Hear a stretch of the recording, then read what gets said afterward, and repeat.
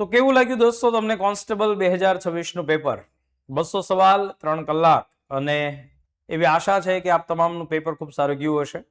Average જે પેપરના સવાલો હતા દોસ્તો કે જે વિદ્યાર્થીઓએ સાચી મહેનત 3 થી 4 મહિના કરી હોય તો એને વાંધો ન આવે એવું પેપર તો હતું જ. પણ મારે અત્યારે તમને એ સવાલો દેખાડવાના છે અને એનું સોલ્યુશન આપવાનું છે કે જીઓગ્રાફી એટલે કે ભૂગોળ વિષય છે એ કેવી રીતે આની અંદર પૂછવામાં આવેલો હતો. કારણ કે જ્યારે કોઈ વ્યક્તિ સબ્જેક્ટ તૈયાર કરતો હોય, અમે ખાસ કરીને કોન્સ્ટેબલની તૈયારી કરતા હોય તો એના મગજની અંદર મેથ્સ, રીઝનિંગ, ગુજરાતી, ગદ્યાર, બંધારણ જેવા જે સબ્જેક્ટ હોય સતત ઘૂમતા હોય કે એમાં કેવી રીતે વધારે સ્કોરિંગ કરી નાખીએ. પણ 50 માર્ક્સમાં ઇતિહાસ, વારસો અને ભૂગોળ હતું.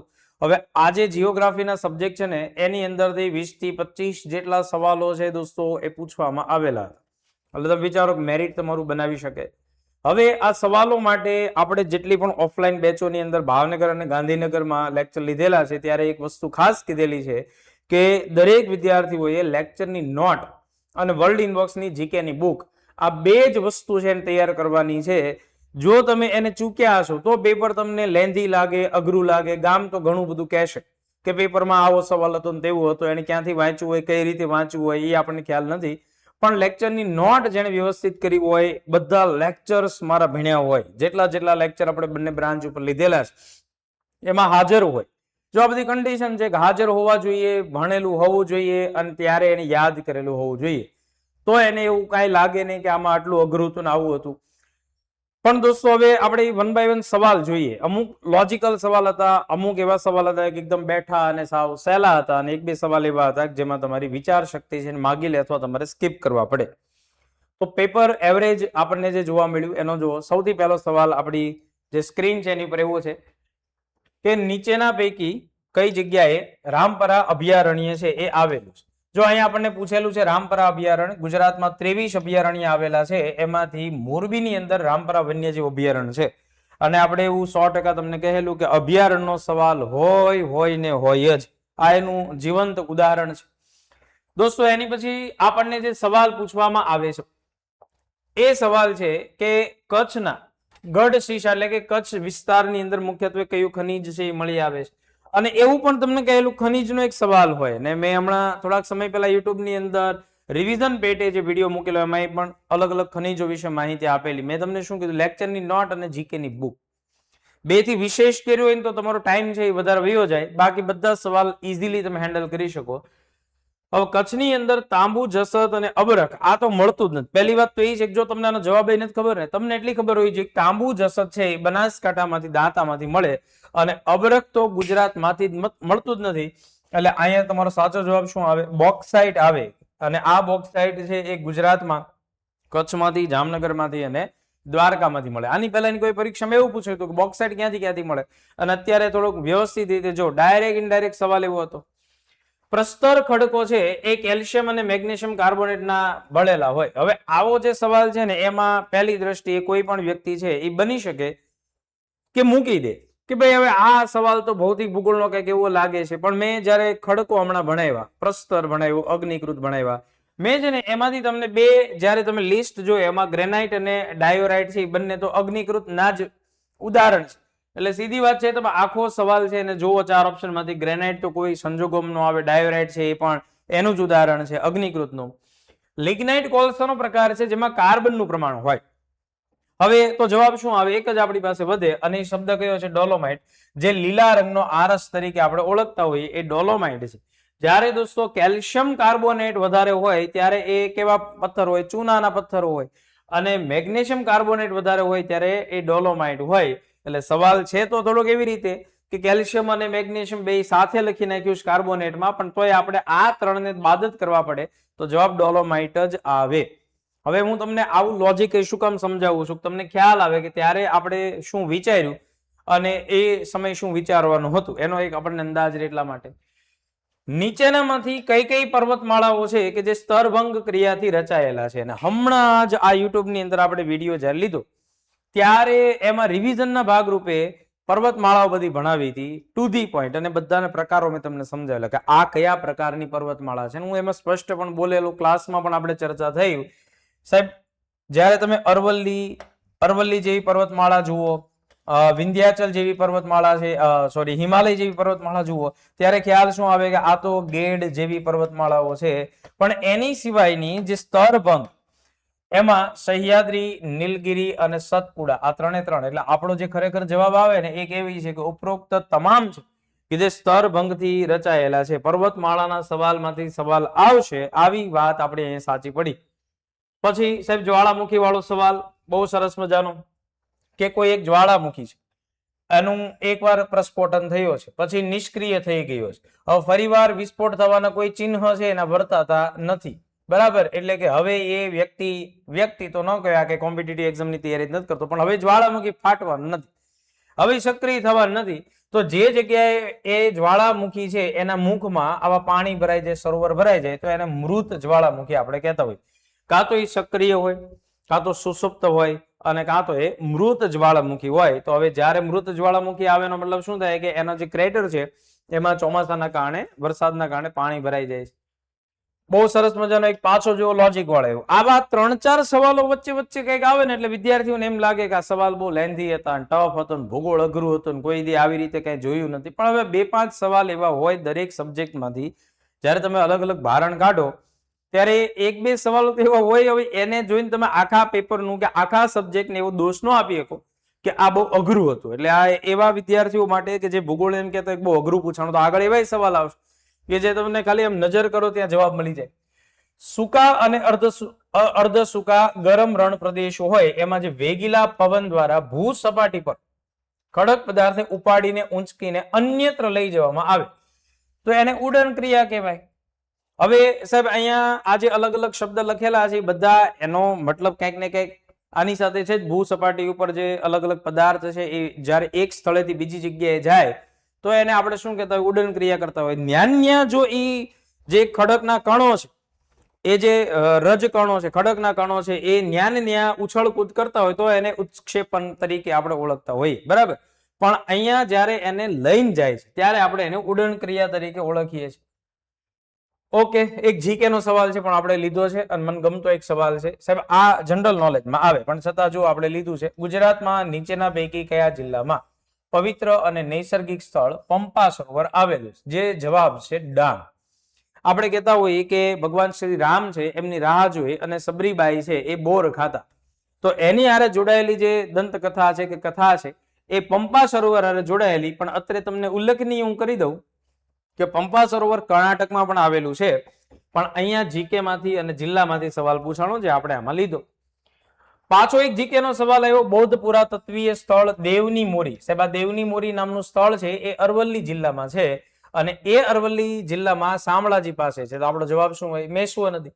મેશ્વો નદીના કિનારે દેવની મોરી છે જ્યાં શ્યામલ વન બનાવવામાં આવેલું હતું.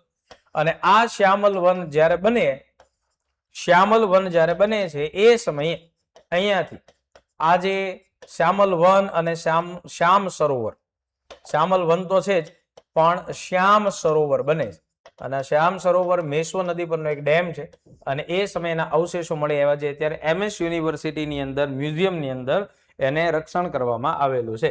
ચાલો એનાથી આગળ બહુ સરસ મજાનો સવાલ. જે લોકો લેક્ચરમાં બેઠા હોય એને ખબર હોય કે આપણે છે ને આવી રીતે કંઈક સૂત્ર લખ્યું હોય આવિશાસ, અને એમાંથી 2 નદીઓ આપણે કહેતા હોઈએ નર્મદા અને તાપી. તો અહીંયા હું પૂછેલું છે કે સાહેબ આ જે સાતપુડા પર્વતમાળાઓ છે એમાંથી કઈ નદીઓ છે એની વચ્ચે આવેલી? સાતપુડા પર્વતમાળાઓ ખાલી જગ્યા નદીઓની વચ્ચે આવેલી છે. તો જો અહીંયા છે સાતપુડા ભાઈ, આની માટે મેં શું કીધું હમણાં? આની માટે મેં એમ કીધું કે લેક્ચરમાં આવેલો હોવો જોઈએ, ત્યાં શરીર સાથે નહીં માનસિક રીતે હાજર હોવા જોઈએ અને ઘરે જઈને રિવિઝન કરેલું હોવું જોઈએ. તો એવું લાગે કે ભાઈ, નહીતર ઘણા પાછા એમ કહેતા હોય 20 થી 25 સવાલ આવ્યો હોય ભૂગોળ તો ક્યાં કઈ હતું જ. ત્યારે તો આમ ઝટકો લાગે કે ભાઈ ભૂગોળ હતું જ નહીં, તો અમે ભણાવ્યું હું અને પૂછાણું શું. તો મેં જયારે તમને આવી કોઈક સૂત્ર આપ્યું હોય એ સમયે દોસ્તો નદીઓના વહેણ ભણાવેલા અને તમને 3 વાર બોલાવેલું, નર્મદા અને તાપી અને કઈ નદીની ઉપર કઈ નદીની દક્ષિણમાં, આ બધું ભણાવેલું છે. તો આનો જવાબ આવે નર્મદા અને તાપી. આ ઈઝી સવાલ હતો લેક્ચરમાં હોય એની માટે. ઓકે સાહેબ, એની પછી પેલી ક્રાંતિ છે એ શાની માટે? ઇકોનોમિક્સ નો સવાલ છે, પણ આપણે એની હારવાર જોડી લઈએ છીએ. તેલીબિયાના ઉત્પાદન સાથે જોડાયેલો, કૃષિ સાથે જોડાયેલી ક્રાંતિ છે. તો આવી ક્રાંતિ પણ પરીક્ષામાં પૂછાતી હોય, એમાં નવાઈ નથી. જીકે ની બુક, એની ટેસ્ટ વ્યવસ્થિત રીતે આપી હોય એટલે વ્યક્તિને ખ્યાલ આવે કે આ સવાલ બેઠો પૂછવામાં કઈ મૂંઝાવા જેવું કઈ હતું નહીં. જ્યારે આપણે દરેક બેચમાં સૌથી છેલ્લો લેક્ચર આ વખતે લીધેલો, ત્યારે મેં માનવ વસ્તીનો અહેવાલ ભણાવેલો અને ત્યારે એવું બધાને કીધેલું ક્લાસમાં કે ભાઈ તમે પહેલી પ્રાયોરિટીમાં હું ક્લાસમાં જે કરાવું છું, અડધી કલાકનો કન્ટેન્ટ હતો એ વાંચો અને પછી એક પીડીએફ તમને આપેલી એ વાંચો. તો આમાં જો વસ્તી ગણતરી 2011 ના આંકડા અનુસાર ભારતમાં નીચેના પૈકી કયા રાજ્યમાં દર 1000 પુરુષો સ્ત્રીઓનો, એટલે લિંગ પ્રમાણ આપણને પૂછવામાં આવ્યું. તો સાહેબ એમાં લિંગ પ્રમાણમાં શું આવે? કેરળ. કેરળની અંદર તમને 1000 પુરુષો 1084 જેટલું પ્રમાણ જોવા મળે, એટલે આપણને સૌથી વધારે એ રાજ્યમાં જોવા મળે. તો એ બેઠો સવાલ પૂછવામાં આવ્યો ભાઈ. એની પછી આ પાછો કલ્ચરનો સવાલ તમે ગણશો, પણ તોય હું કહ્યું તમને નદીઓ જ્યારે ભણાવી એ સમયે ગંગા, યમુના અને સરસ્વતીના સંગમ સ્થળ ખાલી જગ્યાએ યોજાતો માઘ મેળો વિશ્વનો સૌથી મોટો આધ્યાત્મિક કાર્યક્રમ.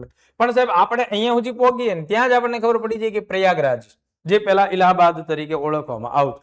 છે મસ્ત મજાનો સવાલ. તો આ બધું તમને આવડ્યું જશે એવી મને અપેક્ષા છે.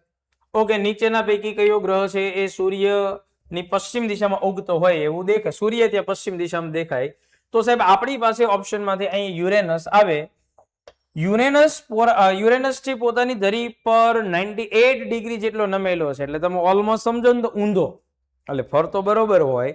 આપણે કેમ બધા ગ્રહો છે પશ્ચિમ પૂર્વ તમને દેખાય, એટલે આપણા તમામ ગ્રહોની અંદર મોટા ભાગે આપણે આને શુક્રને એને બાદ કરતા એમ દેખાય કે સૂર્ય પૂર્વમાંથી ઉગે, પણ અહીંયા પશ્ચિમમાંથી ઉગે. એટલે કહે ને કે ભાઈ ક્યારેય પશ્ચિમમાંથી આ જે સૂર્ય છે એનો પૂર્વમાં ઉગશે, પશ્ચિમ તરફ આથમે એવું આપણને દેખાય. પણ ઈ નિયમ અહીંયા પાછો એ કહેવત ઊંધી પડે. બરાબર, યુરેનસ એની જે ડિગ્રી છે એ નમેલી છે, એ આખો ઝૂકેલો છે આખો ગ્રહ. જેમ પૃથ્વી 23.5 ડિગ્રી છે એમ યુરેનસ સૌથી વધારે ઝૂકેલો છે, એટલે એવું લાગે.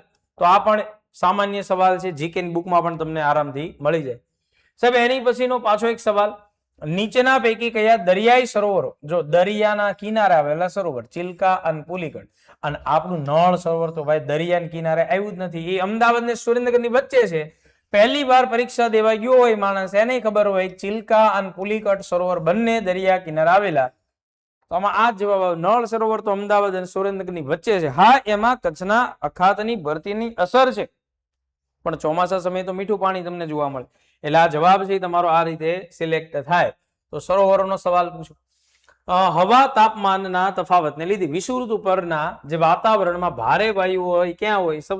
ભારે વાયુ સૌથી ઓછા હોય. કેમ? કારણ કે સાહેબ ન્યા આખા વર્ષ દરમિયાન વિષુવવૃત્ત ઉપર સીધા કિરણો પડે, ગરમ આબોહવા થાય, એટલા માટે વાયુઓ ભારે હશે, બધા ત્યાં ઓછા હશે. આ સવાલનો જવાબ છે એમાં આવશે કે સૌથી ઓછા છે. અને હવે બની શકે કે ઘણા વિદ્યાર્થીઓ મિત્રોએ આને ઈ ટીક માર્યો હશે, કા સ્કીપ કરવો પડ્યો હોય. સીધી વાત છે કે ભાઈ કોઈ પણ વ્યક્તિ આ સવાલને એવી રીતે સોલ્વ ન કરીએ કે હા સાહેબ મને આવડી ગયું ને આવું કંઈક લખ્યું હતું, અગાઉ પૂછાયેલો પ્રશ્ન સોલ્વ કરીને ગયા હોય, ધ્યાનમાં આવ્યું હોય તો. બાકી લોજિક વાળો સવાલ છે કે અહીંયા તમને 35 થી 40 અક્ષવૃત્તો આપવામાં આવેલા છે, એટલે બંને ગોળાર્ધમાં 35 અને 40, 35 અને 40. સાહેબ એ બંને ગોળાર્ધમાં 35-40 અક્ષાંશો વચ્ચે અમુક જગ્યાએ ગરમ પ્રવાહ ઉદ્ભવે. કઈ બાજુ? તો પૂર્વ કિનારે. જે જગ્યાએ ગરમ પ્રવાહ ઉદ્ભવતો હોય ને અહીંયા વરસાદ હંમેશા વધુ હોય. પણ સાહેબ હવે મેં કીધું એમ છે કે આવું લોજિક કાયદેસર તમને આવે એવું જરૂર નથી. પછી તમે તુક્કેથી ટીક મારો, લાગી જાય તો તીર, નહીતર જય રામા પીર. આની જેવી સ્થિતિ છે આ સવાલમાં હોઈ શકે, આ હું તમને સ્વીકારું છું. બની શકે ઘણા વિદ્યાર્થીઓએ આમાં સ્કીપ કર્યું હોય, અથવા ઈ ટીક માર્યું, અથવા અટેક એક તુક્કો માર્યો હોય. એની પછી છે મજાનો સવાલ છે. આ તો રોકડીઓ આપણી માટે એક માર્ક કહેવાય. કોફી માટે આપણે એવી વાત કરેલી ભાઈ 80% કોફીનું ઉત્પાદન છે એ એકલું કર્ણાટક કરે. એનો કુર્ગ જિલ્લો આપણે જણાવેલો હતો. આ પણ કૃષિના લેક્ચરમાં બેઠા હોય વિદ્યાર્થીને આરામથી આવડ્યું હોય. સાહેબ એની પછી નીચેના પૈકી કઈ લોહ ખનિજો છે? લોહ અયસ્ક છે, બરાબર. લોહ ખનિજો છે મેગ્નેટાઇટ, હેમેટાઇટ, લિમોનાઇટ. આ લોકો હજી એક ભૂલી ગયા છે લખવાનું, બાકી સિડેરાઇટ પણ આવે. 3 એ 3 છે, એટલે આપણી ઉપરોક્ત તમામ છે એ જવાબ આવશે. એની સિવાયનો સવાલ છે કયા રાજ્યમાં આવેલું રામનગર રેશમ? સાહેબ આ રેશમ પેલા આવે ને એટલે તમારે સમજી લેવાનું કે ક્યાં હોય? કર્ણાટક. કારણ કે આખા ભારતમાં કોફીની જેમ રેશમના ઉત્પાદનમાં પણ કર્ણાટક પહેલા નંબર ઉપર આવે. એટલે જો ખાલી એટલી લોજિક કોઈક લગાડે ને તો આ બધું હવે કઈ વાંચવા ન જવાનું હોય. રેશમના ઉત્પાદનની અંદર કર્ણાટક પ્રથમ નંબરે આવે છે. એની પછી છે ગુજરાતના જંગલોમાં ખાલી જગ્યાના પાન પુષ્કળ થાય, જેનો ઉપયોગ પડિયા પતરાળા બનાવવા માટે થાય. સાહેબ આવું છે ને આપણા વિદ્યાર્થીને ભણાવવું ન પડે. આવું આપણા વિદ્યાર્થીને એમને નહીં આવડતું હોય. આપણા ગુજરાતના વિદ્યાર્થીઓને કે ખાખરા છે એ એટલે કે એના જે પડિયા પતરાળા છે આ બધું શેમ જ બનતું હોય, આમાંથી ખાખરાના વૃક્ષમાંથી. સાહેબ આ મને સૌથી વધારે ગમતો ટોપિક. જ્યારે આપણે વન નીતિ ભણતા હોઈએ, તમને યાદ હશે કદાચ કે આ રીતે એમ કીધું હોય કે 1952 પછી 1988 માં સુધારેલી, આપણે કીધું 33%, આપણે કીધું જો એવું ન હોય તો આમય હોય 1/3. યાદ છે? હા યાદ હોય સાહેબ. ક્લાસની અંદર બધાનું ધ્યાન હોય ને તો યાદ હોય. આમ કેવું પડ્યું ને ભાઈબંધ મોબાઈલ મૂકી દે, ભાઈબંધ ઈ બાજુ ન જો, ભાઈબંધ અહીં ધ્યાન દે, તોય એને ભેગું ન થાય કે આવું ક્યારે ભણ્યા હતા. પણ આમ 2 કલાક માટે એને જાળવી ગયા હોય ને તો મેં શું કીધું કે તમારે કોઈ બુક વાંચવાની જરૂર પડે એવી નહોતી. આ બધા મેં તમને સવાલ કરે ને તમને અંદાજ આવી જ ગયો છે. હા સાહેબ તમે કહો છો એ વાત સાચી. સાહેબ અહીંયા આ જે જગ્યાએ લખવામાં આવેલું છે ગુજરાતના નાના બંદરોનું સંચાલન કોણ કરે? Gujarat maritime board, GMB. Gujarat maritime board 1982 માં એની સ્થાપના થઈ તો એ જ કરશે ને સાહેબ મધ્યમ કક્ષાના. કારણ કે ગુજરાતમાં મહાબંદરો હોય, લઘુ બંદરો હોય, મધ્યમ કક્ષાના બંદરો હોય, ખાનગી બંદરો હોય. તો ગુજરાત દીનદયાળ પોર્ટ નિગમ કે જે હવે કંડલા જે દીનદયાળ પોર્ટના નામે ઓળખાય છે, એનું નામ ગુજરાત દીનદયાળ પોર્ટ નિગમ નથી, દીનદયાળ પોર્ટ ટ્રસ્ટ છે. તો એ એનું કંડલાનું કરે. ગુજરાત ઔદ્યોગિક વિકાસ નિગમ GIDC છે, આ ઇન્ફ્રાસ્ટ્રક્ચર ડેવલપમેન્ટ. આ બંદરો સાહેબ આમાં જો તમે જીકે વાંચો, લેક્ચરોમાં બંદરો કે કોઈ જગ્યાએ આપણે ટોપિક ચલાવ્યો હોય, અથવા તમે ખાલી એમને આમાં બુદ્ધિ તમે વાપરો ને કે ભાઈ બંદરની વાત છે, મેરીટાઈમ એટલે શું થાય? બંદરની વાત થાય, તોય તમારો જવાબ છે એ સાચો પડી જાય. બરાબર. એનાથી આગળનો સવાલ પણ આ ગમ્યો આપણને સવાલ. આ લોજિક વાળો સવાલ છે, બુદ્ધિ વાળો છે, બધાનો આવડે છે.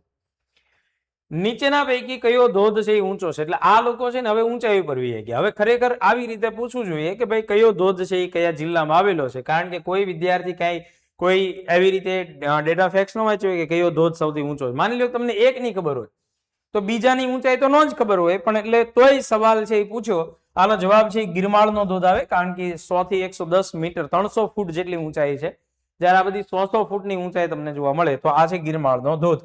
તો દોસ્તો જીકે ના અથવા આપણે જે ભૂગોળ કહેતા હોય, મને જ્યાં સુધી લેક્ચરોની જવાબદારી મળેલી, ખાસ કરીને જે ફાસ્ટ ટ્રેક બેચો ચાલી કોન્સ્ટેબલ માટેની ગાંધીનગર ને ભાવનગરની બેચો, તો મેં એવો બહુ સારો પ્રયાસ કરેલો કે મેક્સિમમ આપણા લેક્ચર નોટમાંથી સવાલ આવે. ની મેં તમને અહીંયા ઉદાહરણ સાથે પણ સમજાવ્યું. એટલે વિશ્વાસ એક એવી વસ્તુ છે કે જે તમે કોઈ પણ વ્યક્તિ ઉપર રાખો છો તો સંપૂર્ણ ડેડિકેશન. અને હા એક વસ્તુ કે એને કીધું હોય કામ પાછું ઘરે જઈને કરવું પડે. મેં કૃષિ વખતે અહીંયા ભણાવ્યું હોય, PDF આપી હોય, પછી માનવ વસ્તી વખતે એના અહેવાલ આપ્યા હોય કે ઘરે જઈને તમારે એટલું કામ કરવાનું છે. જો એની જગ્યાએ તમે 400 પેજની 500 પેજની બુકો વાંચો એની કરતા તમે લેક્ચર નોટને જીકેમાં જેટલું આપણી World in Box Academy, World in Box પબ્લિકેશનની જનરલ નોલેજની બુકમાં જેટલું ભૂગોળ આપવામાં આવેલું છે એટલું કરીને ગયા હો ને, દિલથી તમે વિચારજો. બરાબર કે સાહેબ અમને ખૂબ એનાથી જ ફાયદો થયો છે. બાકી બધું તો ઠીક છે કે એટલા હજાર પાના કોઈ યાદ ન રાખી શકે. ઓવરઓલ પેપર સહેલું જ હતું. 2-5 સવાલને બાદ કરતા આપણા વિષયમાં બેઠા સવાલો મળી જાય એવા હતા. અમુક તર્કસંગત હતા અને અમુક સવાલ સ્કીપ કરવા પડે એવા હતા. પણ દોસ્તો તમને પેપર ખૂબ સારું ગયું હશે. તમે આ વિષય બાબતે મેં જે માહિતી આપી એના વિશે અને ઓવરઓલ પેપર છે એના વિશે શું પ્રતિભાવ ધરાવો છો તો એ મને જરાક તમે આ સરસ મજાના આપણા કોમેન્ટ બોક્સની અંદર માહિતી આપી દો. તો વળી પાછા કોઈક નવા વિડીયો સાથે મળશું. Thank you very much. જય હિન્દ.